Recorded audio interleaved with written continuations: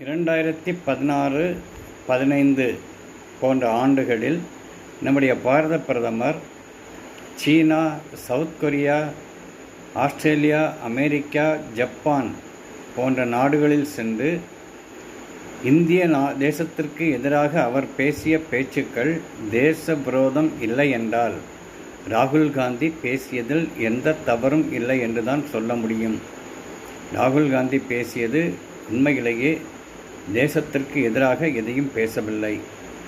ஆனால் இங்கு சில சங்கிகள் அவர் தேச துரோகி என்று சொல்கிறார்கள் என்றால் அவர்கள் ஒரு அப்பனுக்கு பிறந்தவர்களாக இருக்க மாட்டார்கள், யார் சொன்னாலும் சரி. காரணம், இருவர் பேசியதில் நம்முடைய பிரதமர் பேசியது மிகவும் அபத்தமானது, தேச துரோகத்திற்கு ஈடு இணையானது. அதை ஏற்றுக்கொள்பவர்கள் ராகுல் காந்தியை ஏன் புறக்கணிக்கிறார்கள் என்று தெரியவில்லை.